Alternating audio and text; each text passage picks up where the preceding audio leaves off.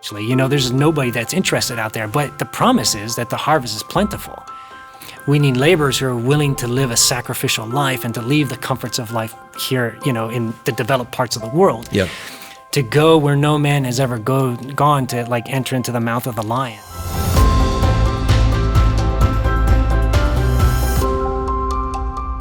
Welcome to Conversations, brought to you by It Is Written. My guest is Pastor Jason Sliger. He's a pastor, obviously, but he's a little more than that. He's a missionary. He and his family are missionaries in Papua New Guinea. Jason Sliger, great to have you here. It's good to be here. Hey, so Papua New Guinea, how do you get there from here? Well, the first thing you have to do is get on a plane, of course, and we fly from the United States, usually to Australia. It might be someplace else, but, we'll catch a flight to another location, and then from there we can fly into Port Moresby, which is the capital of Papua New Guinea. Then how do you get from Port Moresby to where you are? Yeah, so the country doesn't really have a lot of roads or anything like that. So pretty much if you want to go someplace, you're going to have to fly. Okay. And that usually requires us to get on a small little, 7 to 15-seater airplane, and we fly off about 3 hours from the capital to where we work in Western Province. A 3-hour flight, that's a distance. Yeah. And you land in your village, is that what you do? Yeah, so we work with a tribe called the Gogodala tribe. And there's there are about 45 villages that are Gogodala. And one of them, they have like a little town kind of thing. And they have an airstrip there. And that's where we fly into this little gravel airstrip. And from there, we go about a mile down to where the river is, and we can take a canoe from there to our mission place. So you fly somewhere, and then you fly to Port Moresby, Papua New Guinea, and then you fly out to the region you're in, and then you travel a mile to the river. Uh-huh. How long is the canoe ride? About 45 minutes or so. And then 45 minutes by canoe. In my 60-foot-long dugout canoe. You have one? Yeah. Oh, how about that? Not everybody can say they have a dugout canoe. Well, I traded in my pickup truck for a dugout canoe. Oh, you did? Yeah, I guess you did. Yeah, all right. Okay, so that's where you are. And for those who aren't familiar with exactly where PNG is, north of Australia. Let's call it north of Australia. Okay, so I'm going to ask you soon why in the world you would go there. Sure. You might even say why not, but we'll talk about that in a moment. Okay. But I want you to describe life as you and your family live it in Papua New Guinea. It must be very different from the United States life that you left behind. Sure, yeah. So where we live, our people are hunter-gatherers. They live in grass huts. We don't have any roads out where we live. No roads. There's no like water and electricity and things like that. There's none of that for the local people. We catch the rainwater off of our roof. That's how we get water, and we have solar panels, so we have some electricity out there. But local people just live in grass huts. They travel up and down the river in their dugout canoes, and they gather their food every morning. And throughout the day, they just kind of live from one day to the next. But that's kind of how it is where we live. It's very quiet, very peaceful, but there's not all of the modern conveniences that we're used to here in the States. I'll talk about that in just a second. So what's the life, I don't mean the life expectancy, but what's the anticipated, what does life look like for someone born in that area? Are they going to die in that area? Most. Live their life out in that area? Most will, and if they're really lucky, they might be able to get out of the village and go to the capital, Port Moresby, or to Leh, which is another big city in the country. But most of them will be born and raised. They don't have the money to get out of the village. It costs my family basically just as much to get from the village to the capital as it does almost to get from the capital to America. So it's very expensive to move around within the country by air.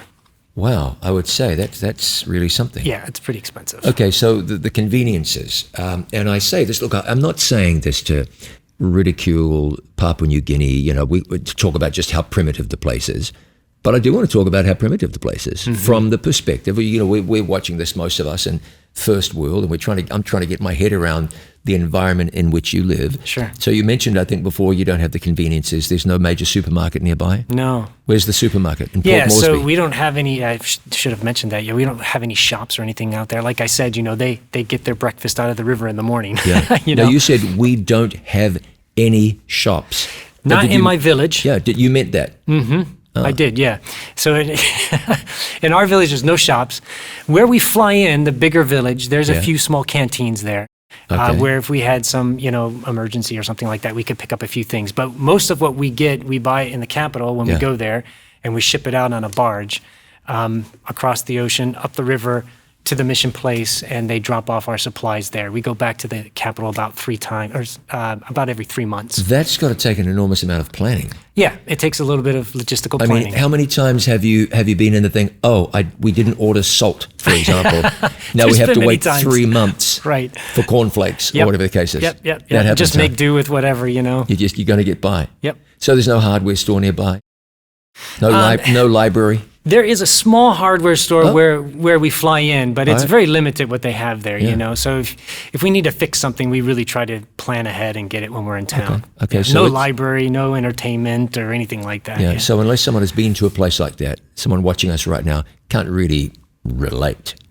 It's very difficult to relate. Yeah. I mean, it's just literally, grass hut villages, Television? No television, not as we know it here. Radio? They do have some limited access to the internet. If they're close to where there's a cell tower, we have 2 cell towers out where we are. But there's huge areas where it's dead spots. But, if they can get close to where the cell towers are, they can get some connection. Okay. No TV, no radio. No TV, no radio. No movie theater. No internet, no movie theaters. Yeah. Wow. Okay. That's some people are thinking this is paradise. My entertainment is to sit down and watch the sunsets. I tell my wife every night we get $1 million sunsets out there every night. It's just beautiful. Yeah. Yeah. What's the terrain like where you are? Is it? It's Papua New Guinea is very hilly, very tall mountains. Correct. A lot of earthquakes and so on. What's the terrain like where you are? So we're in Western Province, kind of in the southern part of Western Province. So it's what they call kind of flooded grasslands. Okay. So it's very flat where we are. It gets, the lagoons get flooded during the rainy season. They dry up during the dry season. But the river is the main form of transportation around there. It's like a road for them. Yeah. But yeah, it's very flat where we are, lots of grass. There is a forest not too far away, and they go there and they get their building supplies, their thatch for their roof or their wood for their, houses. But yeah, it's quite flat where we live. You mentioned the locals who get their food for the day out of the river. What's a local person in your area? And I think we should point out Papua New Guinea is diverse. Not every group lives exactly the same as every other group, given culture perhaps, and terrain and where they live in the country, I'm sure. But the people in your village, what are they eating during the day? So if they're lucky, they'll get fish every day. Okay. That's what they get out of the river. If they're really industrious, they'll have a good-sized garden. Where they've been able to plant some, sweet potatoes, cassava, some greens, things like that. But their main staple is what they call sago. Yep. So there's a sago palm tree, and they cut the tree down, and they peel the bark off of it, and they beat the inside of the tree to a pulp, and then they rinse out the starch inside of it, and that starch is, they have a little catchment system that they catch it in, and that's what they eat. They eat the starch the starch from the sago tree. They'll cook it over an open fire, and sometimes they'll put fish in it, but most of the time they just eat it dry on its own. But that's all throughout PNG. Different tribes make it different ways, but sago is kind of the staple for PNG people. Before you went, you were a pastor, you've been an evangelist, you've done many things. How much of this did you know before you left? It was kind of like a uphill experience learning. Yeah, was that just as well? Curve. If you'd known all of this before you left, you think you would have gone? It's just a wonderful adventure to experience all of these new things. Would I say that I love eating all the things that they eat? Probably not, but it's a neat cultural experience to see how other people can just carve out a living. And we go there, and I feel like a fish out of water when I'm there, but it's just very natural for them. They don't need much to survive. They know how to find things to keep themselves alive, and build a shelter or where to find stuff. They're just very intelligent when it comes to that, and it's been an interesting experience watching and learning from them. Roughly how old were your kids when you went there? Wow, yeah, that's a good question. So they were, 6, 8, and 10, something like that. Something like that. 6 to 10 roughly.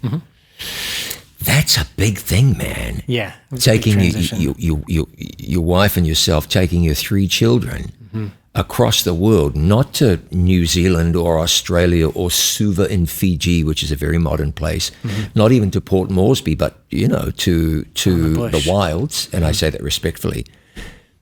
Why'd you do it? Yeah, good question. Why'd you do that?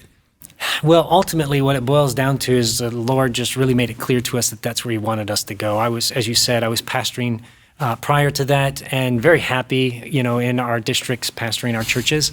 Enjoyed that experience, but we just began to feel kind of uncomfortable. I've always supported missions. I've always enjoyed having missionaries come to my churches and share their experiences. We gave financially to missionaries. But I just didn't really feel like I was called to be a missionary, at least for a good section of my time as a pastor.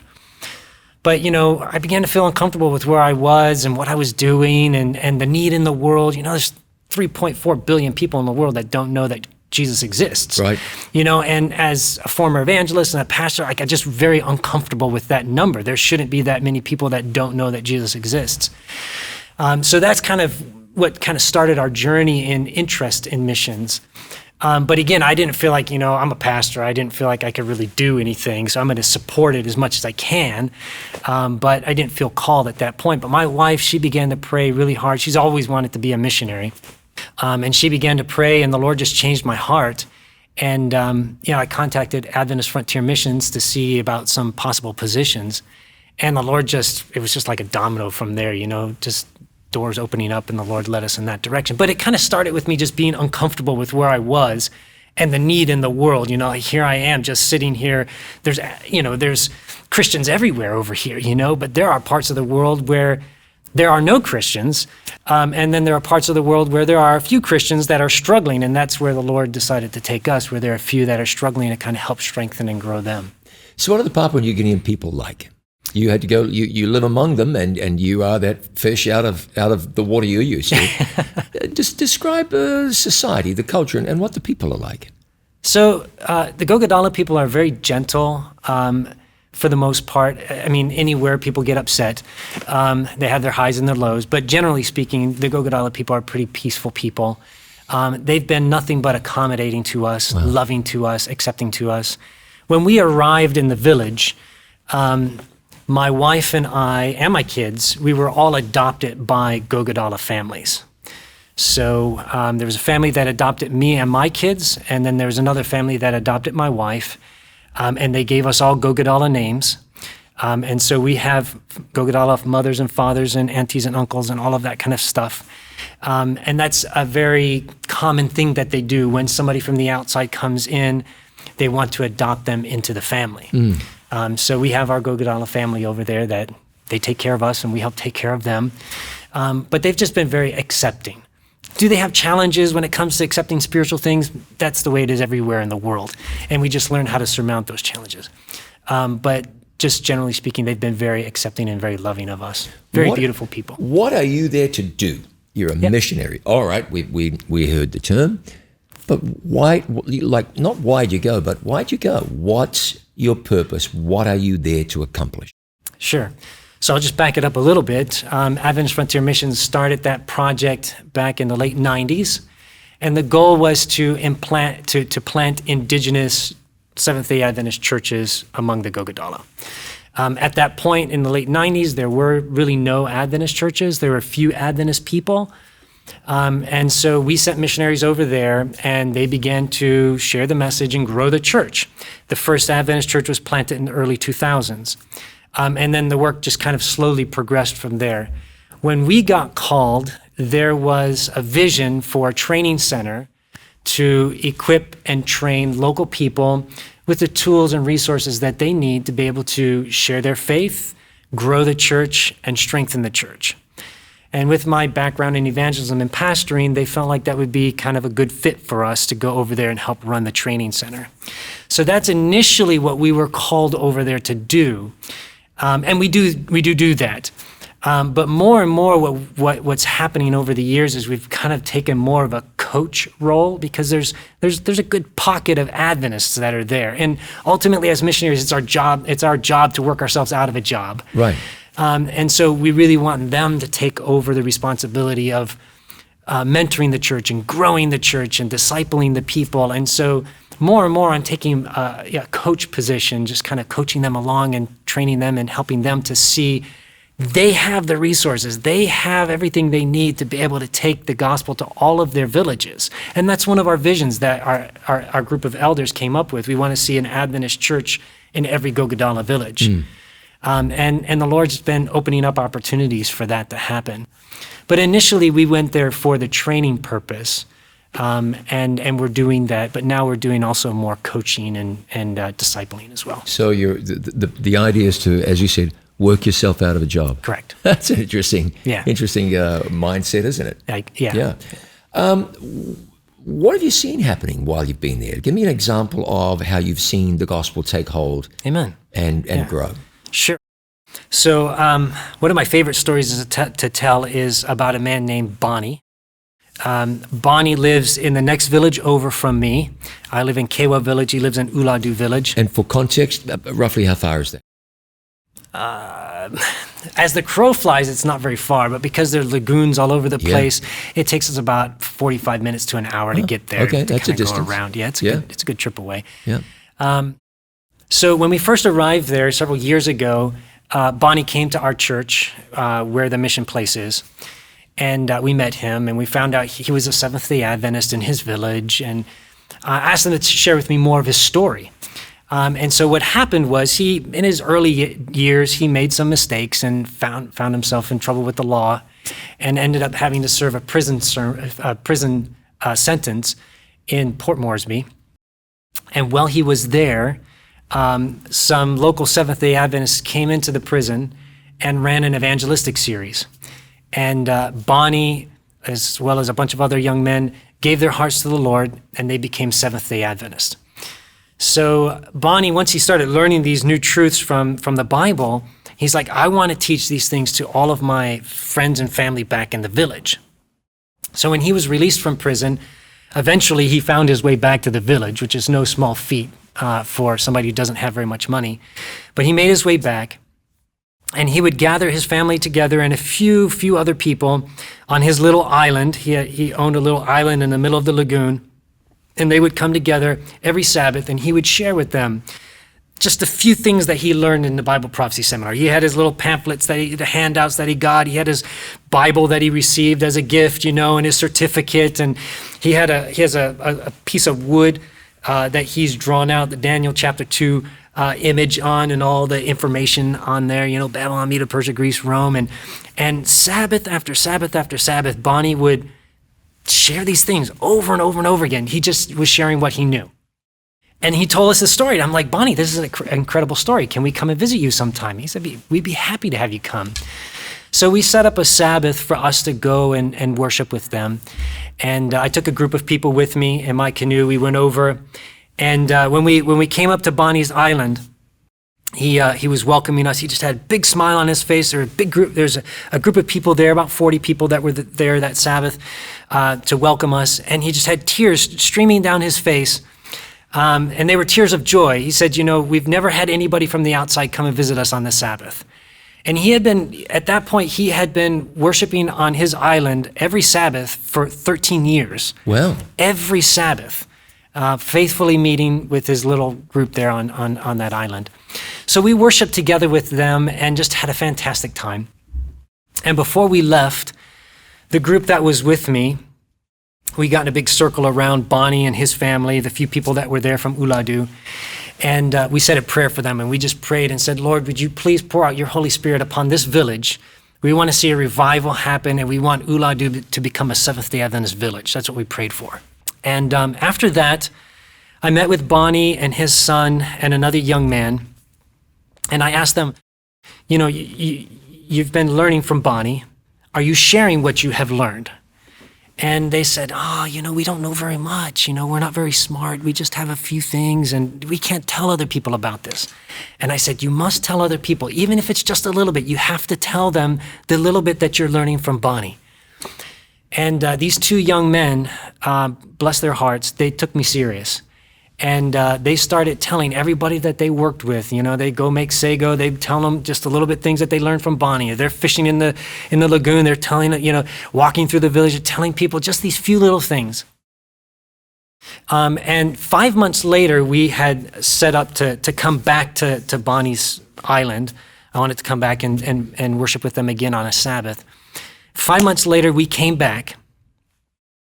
And there were 120 people that were there that Sabbath. That's 80 more people in 5 months. In 5 months. These two young men were just hard at work. Wow. And they were inviting people to come to church on Sabbath, telling them the little bit that they knew, and it just blew up. And I mean, that was several years ago, and even still today, that little group is going strong. For a number of years, they just met under a canvas roof. Every Sabbath they would meet together, but they were there on church on Sabbath. And just recently we were able to start the process of building them a permanent church where they can worship the Lord. Fantastic. So, I was going to ask a question. I thought, people are people, so maybe not. But Papua New Guineans more likely, less likely to share their faith and witness and look after people? And whether that's yes or no, give me an example of faith in action that you've seen. Sure. Another one, I should say, another example. Another example. Yeah.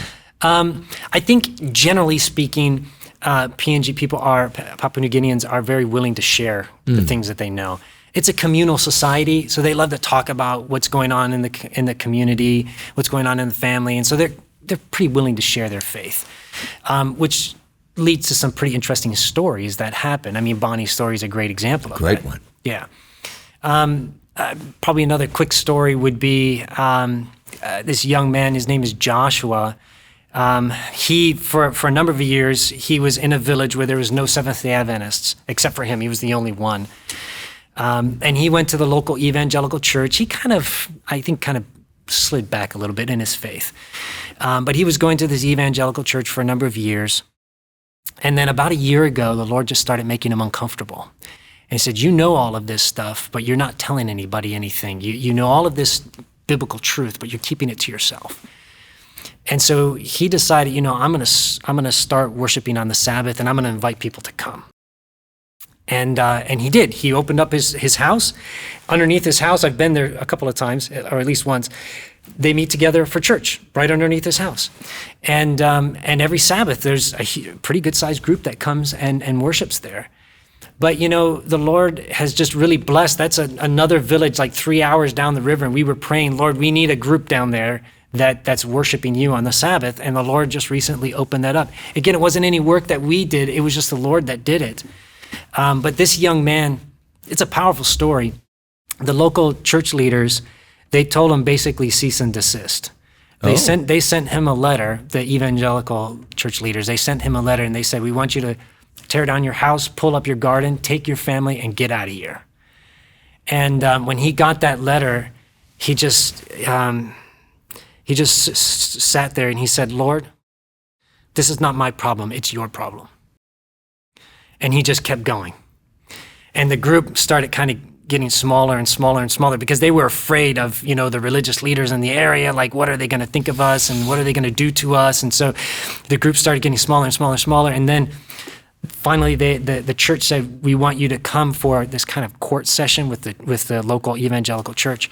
We're going to try you. We want you, to come at this date. And so he shows up and they start going off on him like, why are you still here? We told you to leave. You're still in the village. We don't want you here. Why are you still here? These were Christians who were saying These are Christians that are saying this, that's hardcore. And, he was just a very humble, meek man. And he said, brothers, if you can show me where I've gone wrong from the Bible, then I'll change. That reminds me of someone who said that in about 1517 or thereabouts. Yeah. Very bold. And there was just silence, they were like, I don't know. I mean, we just want you out of here. You're a problem, And then he just started quoting Bible passages. He quoted the fourth commandment, if you love me, keep my commandments. He just started quoting these Bible passages from memory, giving them a Bible study. And then, long story short, the local district leader for that evangelical church, he stood up and he said to everybody that was there, He said, I know the truth, and what that young man is saying is the truth. The local district leader said that? Yeah. Oh, how about that? And then the local pastor stood up, and he said, Joshua, we want you to continue what you're doing. And as I just think it's so amazing. I told him, I said, Joshua, like, this is a crazy story. Like, you go into this meeting, they're like, why are you still here? We want you out of here. And you leave the meeting with them saying, you're right, we're wrong, we want you to stay. That's remarkable. So, yeah, he's a wonderful young man. Oh, fantastic. Hey, so the religious background in Papua New Guinea, Yeah. generally speaking, pretty well known that they're spiritualism oriented. Animism is what's common. Describe animism. I think of animism. I hear the word animism. I think animal. But describe animism. Yeah, animism. What is it? So animism is basically spirit worship. Like, we kind of think of witch doctors and manipulating the spirit world, amulets and charms and things like that. And that's common in PNG. It is common in PNG. It is considered a Christian country, and there is a lot of Christianity within PNG. You'll see a lot of Christian churches that are there. But I think a lot of the Christians struggle with, that underlying animistic worldview. And so there tends to, if you're not careful, there can be a blending of the two. Oh, interesting. We call that syncretism, when there's two religions that are blended together. So give me a for instance of what animism looks like in the life of an animist. What are they doing? You've mentioned charms and so forth, but put some walking shoes on that. Sure, yeah. So it's fear of the spirit world. They're constantly being oppressed by demons, spirits in different forms. I mean, you go from tribe to tribe, they have a different name and maybe a different story, but the underlying, story is the same, and that is demonic oppression. The spirits come to them in the form of their ancestors. This happens? You're telling me this happens? Yeah. Okay. Form of their ancestors or an animal or something like that, and makes their life difficult. And so they have spirit mediums, or they, sometimes they call them witch doctors, or you have different names for them, but they're all doing the same thing, where they, to manipulate that supernatural world. To get this, to get on the right side of the spirits. Yeah. And this is still relatively common? It is common. Yeah. You see it in your neighborhood? It's kind of gone underground in our area, but we still see vestiges of it. Hey, so that's interesting. You didn't say it's not in our area. You said it's gone underground. That sounds like two different things. That's different, right? Yeah, well, they recognize that the missionaries know that as a wrong thing. Right. And so they might kind of do it in a way that the missionary may not pick up on it. Yeah, try to get away with it without being found out. So it's not uncommon for Christians to go to the snake doctor. If they get bitten by a poisonous snake, they'll go to a snake doctor to try to get some sort of treatment. When you say snake doctor? Witch doctor? Essentially. Okay. Yeah. Like a shaman of that kind of shaman of some sort, to try to do something to get the poison out of them or whatever. Yeah, I've been in Papua New Guinea and met former witch doctors, people who did some pretty unbelievable things. Or they Christianize it, and they'll use Christian things, like they'll say that they're praying, but it's and they're using Christian words, but it's an animistic way of thinking. I know somebody out in the village who was having struggling with his health, and he went to a healer, and they just had him put his hands and feet on Bibles. So the charms are not bones and things like that. So it's become Christianized, kind of thing. I see. So that could be very, very confusing. For a local who thinks they're breaking free of an old life, but in fact are not. That's true. Very true. Oh, interesting. Yeah. Huh. Now, being as you live halfway around the world from home, that's got to be complicated at times. It could be family issues. You face any of that? Yeah. We left to go to the mission field, about 4 years ago. And, we had both sets of parents at that point. And, we went with their support to go to the mission field. They were supportive of that. And when we left the first time, we didn't realize that we would never see my wife's mother again. But she passed away of cancer while we were over there, and that was hard. And then we came back for our first furlough, and when we relaunched again, we didn't know that we would never see, we did see my dad again, but we didn't know that he was going to pass away shortly after that. which wasn't too long ago. So in our time over there, we have had that tragedy of losing family. And it's heart-wrenching, when you're like thousands of miles away, and it's not like you're in a capital part of the world, you're out in the jungle, and to get out of that into civilization and then from there to America, it takes a lot of planning to do that. Undertaking, isn't it? Your parents are over in America and they're suffering and you're not sure what's going on. And Did you guys have any idea that your wife Midori's mom was ill? Was there any inkling of that? Not when we left. No, it happened pretty sudden. So it wasn't anticipated, expected, and you are there serving God, following the calling on your life, and then this unbelievably difficult life experience takes place. Yes. Does it ever make you say, man, maybe we shouldn't be here? Absolutely not, no. And I think my father and my mother-in-law wouldn't have had it any other way. Do they miss us? Of course. Do they wish that they could be with their grandkids? Absolutely.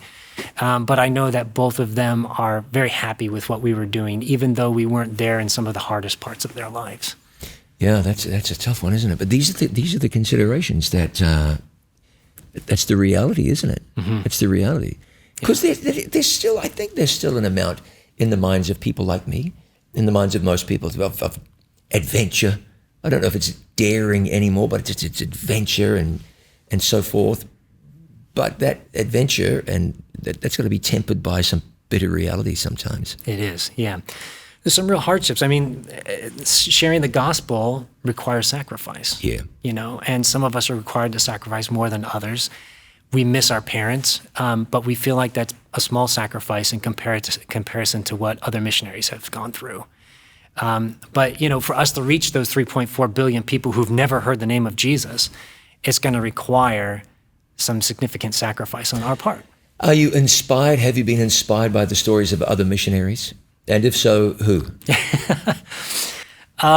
Yeah, there's so many missionaries I've been inspired by, but John Patton is probably one of them that's inspired me the most. Went to the New Hebrides. Yeah, Vanuatu today. They said, if you go, the cannibals will eat you. That's right, yeah. He was a pastor in Scotland, you know, and they were like, the cannibals will eat you. And he said something like, whether I get eaten by worms or cannibals, it's not going to matter on resurrection morning. That's right, yeah. But that kind of boldness, Here's the remarkable thing, right? Patton's wife died. That's right. And his child. And his child, that's right. And people back in Scotland were lining up to come down and replace the missionaries that were dying. Yeah. I mean, what in the world? Isn't that something? We'll go to the New Hebrides from Scotland. It might as well have been the moon. A very, very different culture. And back then when things, weren't nearly as modern as they are now. And people are queuing up to replace the fallen missionaries. Yeah. We need more of that spirit today. Hey, I'll share a story with you. I sat at this desk and talked with a couple from Papua, the Philippines, Dwayne and Wendy Harris from Pumice Missions. There's that very tragic story with the young lady and the young gentleman. He was a pilot, she was a nurse, and the helicopter crashed in the water somewhere, and their lives were lost and the lives of some passengers.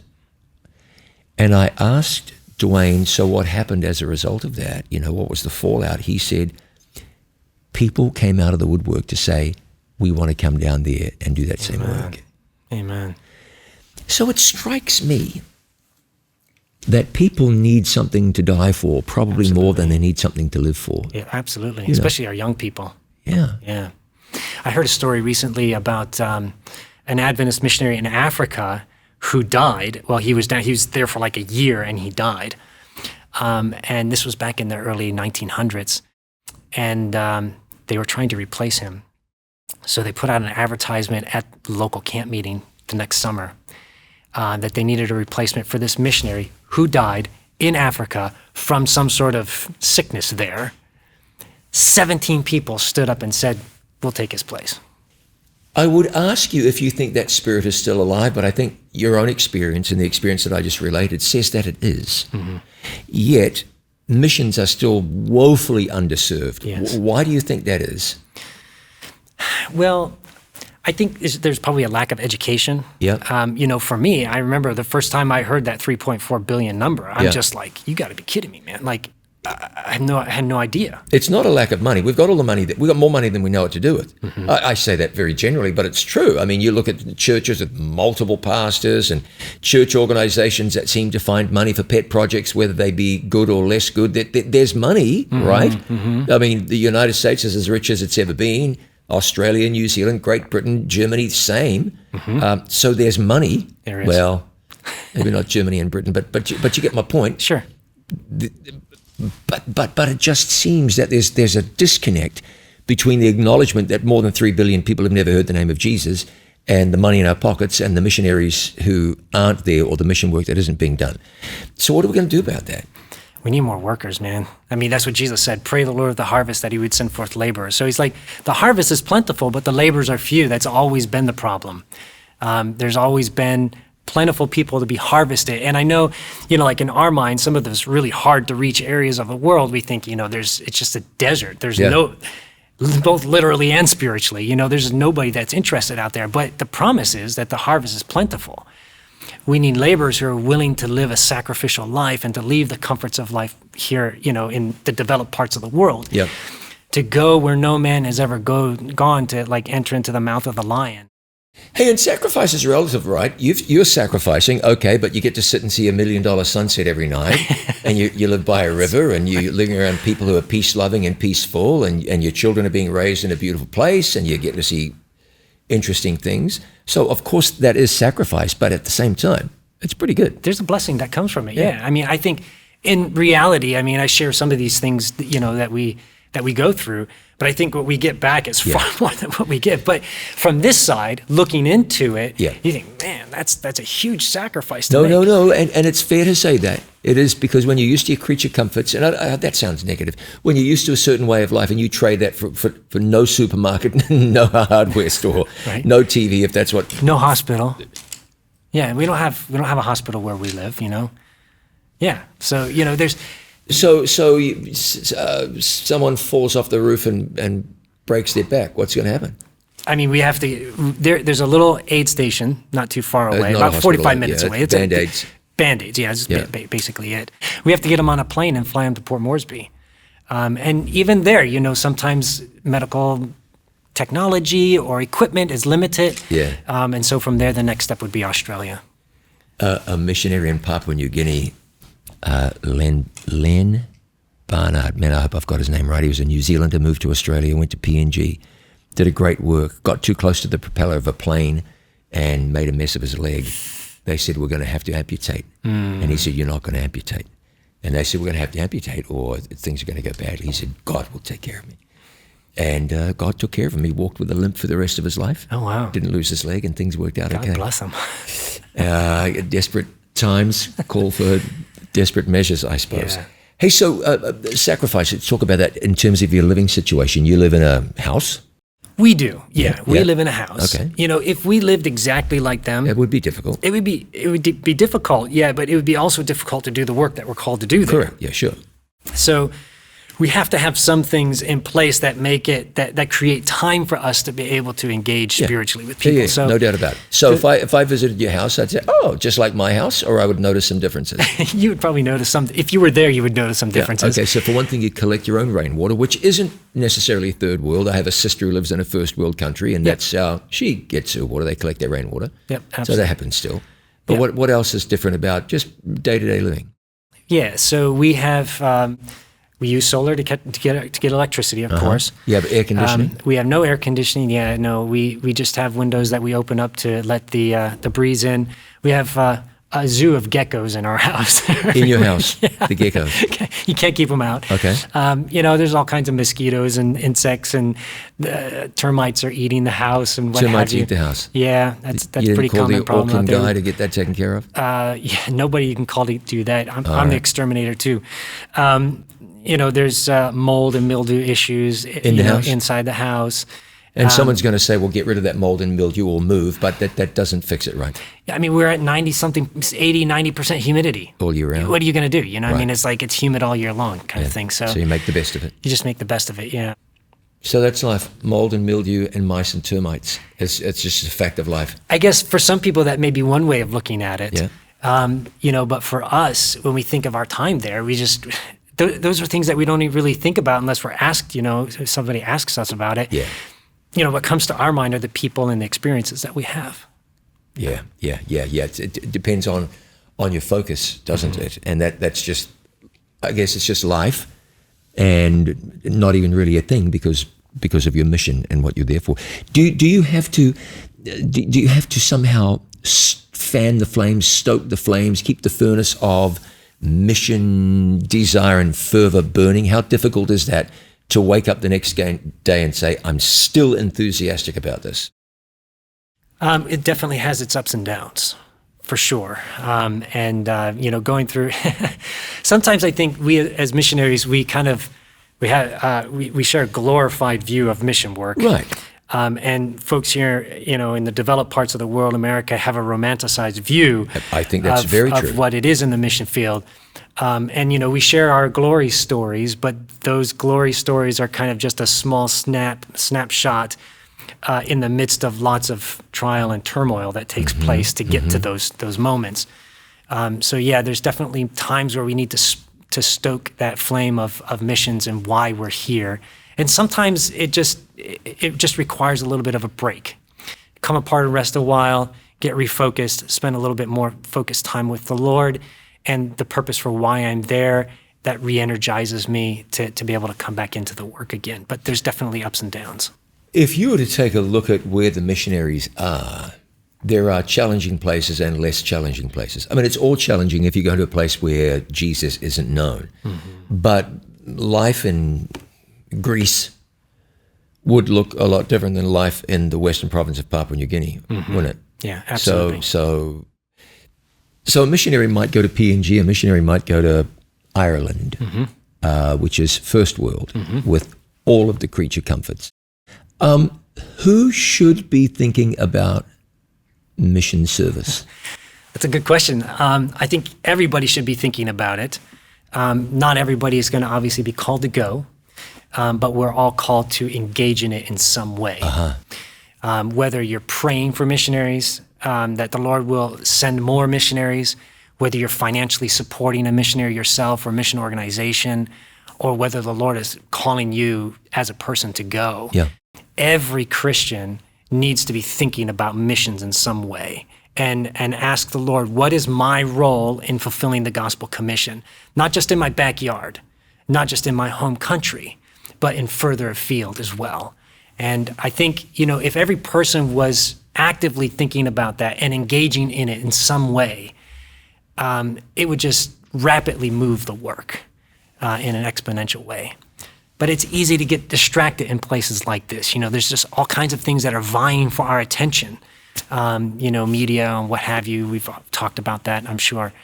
But we just need to keep that focus.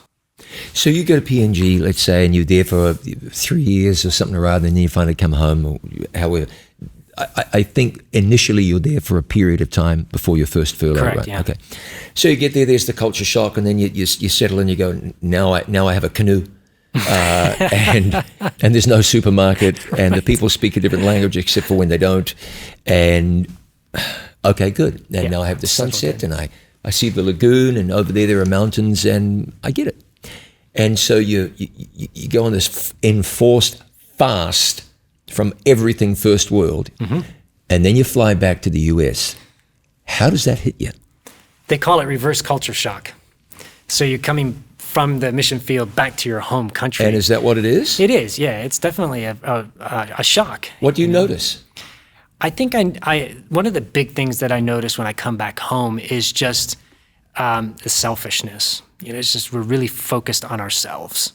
I recently was in another part of the world where their thought is we need everybody to come here and help us, like very, very focused on themselves.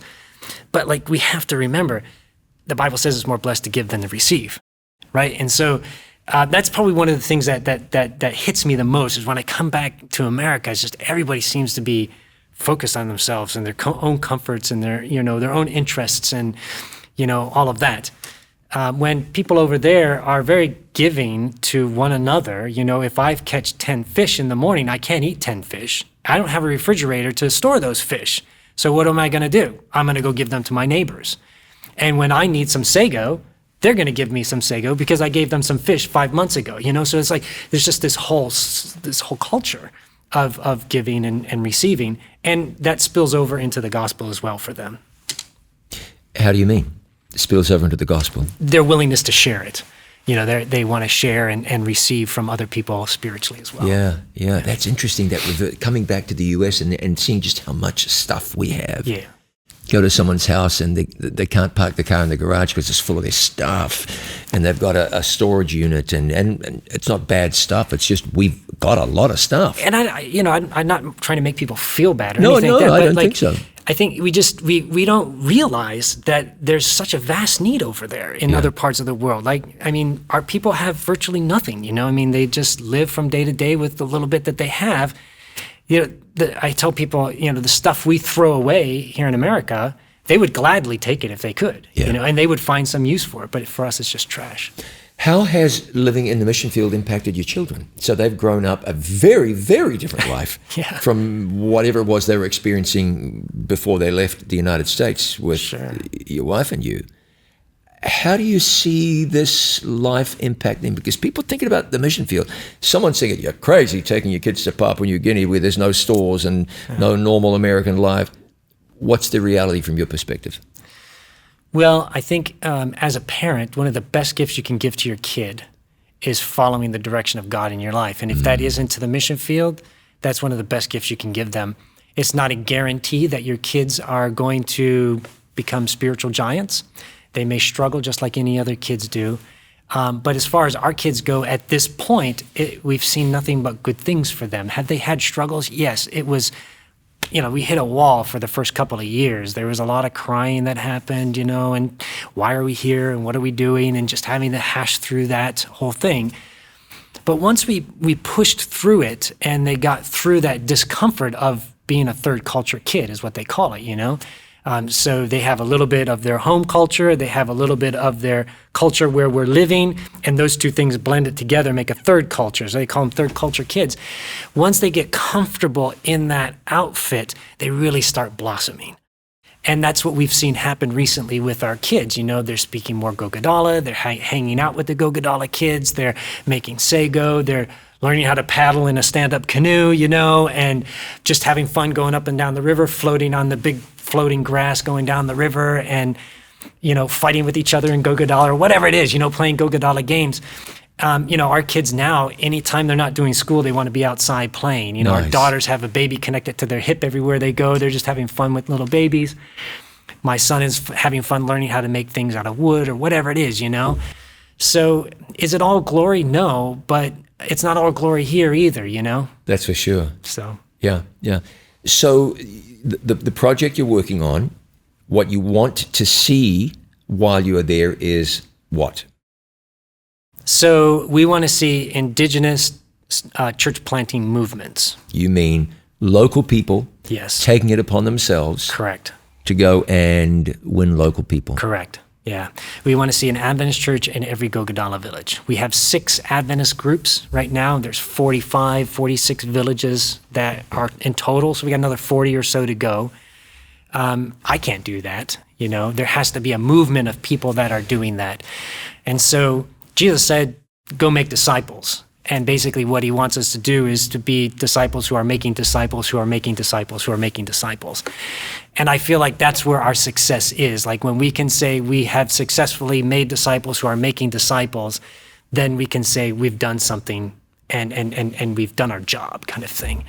So that's ultimately what we're wanting to see is just the gospel to take off, not just for the Gogodala, but for the tribes around the Gogodala. We're right up against Irian Jaya, which is a Muslim country. We border Irian Jaya. And so I talk to our people all the time. I'm like, you guys, you look like them and you have more in common with them culturally than I do. And wouldn't it be wonderful if God could take Gogodala missionaries and take them to Irian Jaya and share the gospel with the people over there? I think that's like the yardstick of success. Now, when we were talking earlier before we began this conversation, you shared with me a story about a gentleman whose children were in an accident. Mm-hmm. It was a remarkable story of how God is working in people's lives. Yeah. Let's walk through that. It's a great story. So this is the story of Salama. Salama's a great guy. Salama was, him and his family were in a neighboring village, and his wife went to go sell some produce at a market, and the children wanted to see their mom. And so in this area, they have vehicles and roads, not where we are. This is farther away. So he put his kids on a PMV, which is like it's like a truck with a cover on the back of it and a bench back there, and people kind of sit and in the back, and that's how they move people around. He put them on this PMV to go where the mother was, but they didn't realize that the mother was coming back at the same time. So they passed each other. The kids were, in one, and she was in the other one. And when the mother showed up, Salama said, "Did you see the kids?" She said, "No." And so he went off to go try to find them in this PMV. As they were going down the road, there was a crowd of people coming towards him, and they said, "There's been a terrible accident. You need to go get some help." So obviously, as a father, the first thing that pops into his mind is, my children were in that PMV. So they take off down the road to go find his kids, and he told me when they got to the top of the hill, he looked down, and there were two PMVs that had crashed into one another. He said they looked like crushed tin cans. And when he showed up to where the scene of the accident was, he said there were bodies everywhere. There's two PMVs that just ran straight into one another. And their bodies just flung out of the back of the PMV. So he frantically started looking around for his kids, as only a father would. And he had a hard time identifying them. He said they were just so disfigured, he couldn't recognize his children. They were all unconscious. His daughter in the front went through the windshield. His son in the back flew out, and his head hit a tree. His other daughter in the back, she had multiple broken bones and a big piece of her thigh that was kind of torn off when she was thrown out. So they were in a mangled mess. So he finally found his kids and put them in the PMV that they were in, and they took off to try to find some medical treatment for them. And as you alluded to in PMV, those aid stations, there's not a whole lot, for them to be able to treat people. And he went to the first one, and they said, "There's nothing we can do for you. You got to keep going to the next one." And I mean, this is hours of driving down rough, dirt, bumpy, pothole roads, unconscious children, head trauma, multiple broken bones, blood everywhere. It's only by the miracle of God that they survived. So they get to the next aid station, and the doctor, or the nurse, I think it was a doctor who was there, he said, "Look, we don't have the facilities to take care of your children. You're going to have to wait till tomorrow for the airplane to come and pick them up and take them to Port Moresby." This is a reality for not just PNG people, but in many parts of the world, this is a reality. Here we just dial 911 and somebody comes and picks us up and takes us to the hospital. But this is a reality for them. So he waited till the next day, was able to board the plane, and they went to Port Moresby. Now I just need to paint this picture a little bit more. He's a village guy who has absolutely nothing. And we kind of throw that term around loosely here in America, but when I say he has nothing, he had nothing. Like, he literally had the clothes on his back and his children. He didn't have a wallet, he didn't have a cell phone, he didn't have any way of contacting his wife. He had nothing. And he shows up in the capital. That's everything there is based off of money, and transportation, cars all over the place. He's a village guy, he doesn't have anything. What is he gonna do? Somehow he finds his way to the hospital. I guess somebody from the hospital probably came and picked him up at the airport. He gets to the hospital, and his kids at this point are conscious and in a lot of pain, as you can imagine. And he's trying to comfort his youngest daughter in the hospital who had major head trauma. And he's trying to comfort her. And there was another lady there who was there with her son who had an asthma attack. She was getting treatment for him, and she saw Salama trying to comfort his daughter and his other two children with all of their injuries, and her heart was just broken as a mother. And she went over to Salama and she said, can I help you and take your daughter and try to calm her down? And she eventually ended up putting the little girl to sleep, just kind of calming her down as a mother does. Later on that night, that woman, who was a Seventh-day Adventist, and her husband came back to the hospital. And they visited Salama and they said, listen, tell us a little bit more of your story. What can we do to help? They brought him food. They brought him clothes. All he had on was the bloody clothes that he'd been carrying his kids in, and his kids, all they had were their clothes that they had on in the accident. And they brought him clothes. They brought him food, because over there, the hospitals don't feed you. You have to have outside help. And she eventually ended up paying for all of the surgeries for his 3 children. They had to have multiple surgeries. That woman visited him in the hospital every single day for 3 months. She came every single day and visited him. And, at the end, the Lord preserved his children and they survived. But I think that the most incredible part of the story is that, Salama didn't become a Seventh-day Adventist at that time. They knew nothing about his spiritual journey. They just were being good Samaritans. They were just helping him out. They saw a need, they filled the need. They brought him food, they brought him clothes, they brought him a cell phone so he could call his wife and tell his wife what was going on. They gave him everything that he needed to be able to survive in the big city. So once his kids got healed up, this was several months, he went back to the village. And Bonnie's son, I told you the story about Bonnie earlier. Yeah. Bonnie's son met Salama, who lived in the same village. They lived in the same village. And Bonnie's son was telling him about, his name is Aston. Aston was telling Salama about his father's, what his father's doing. He's like, Salama was like, there's an Adventist group here in the village. I want to go. And he connected up with that Adventist group. And just not too long ago, he got baptized. And he's a Seventh-day Adventist now. He's one of our stronger people in that group. And I'm just so thankful for those people in Port Moresby who poured their hearts out to him and introduced him to Jesus, not necessarily through doctrine, but through being Jesus' hands and feet. Amen. Yeah. Well, you're seeing remarkable things all the time. You're in a fantastic part of the world. God's using you in a huge way. If people want to follow you or learn your story or get updates, or how do we plug into Jason Sliger? So we're on Facebook, Sliger Family Mission, Sliger, Sliger Family Mission. So you can follow us on Facebook, or you can follow us on Adventist Frontier Mission's website. There's a section in there where you can read our articles and our stories. Just fantastic. Well, for a guy who's trying to work himself out of a job, I guess I need to say something like, I hope you're unemployed one of these days, because that's success once the mission field becomes self-sustaining. And but may God bless you and your family. It's a wonderful work. In the interest of full disclosure, I've known Jason for many, many years, and it's just really, really exciting to see you at the forefront of the work, allowing God to use you and do great things. Okay, quick, we've only got a few seconds. Somebody who thinks they might be called to missions, what do they do? Go to afm.org, afmonline.org, afmonline.org, and you can find all kinds of mission calls that are out there if you're interested, or you can find missionaries to support as well. Fantastic, fantastic. So now you know what to do. Jason Sliger, thank you. Really appreciate it. Thank you, John. And thank you for joining us. This has been a great amount of fun. Trust you've been blessed. I'm John Bradshaw. He's Jason Sliger, and this has been our conversation.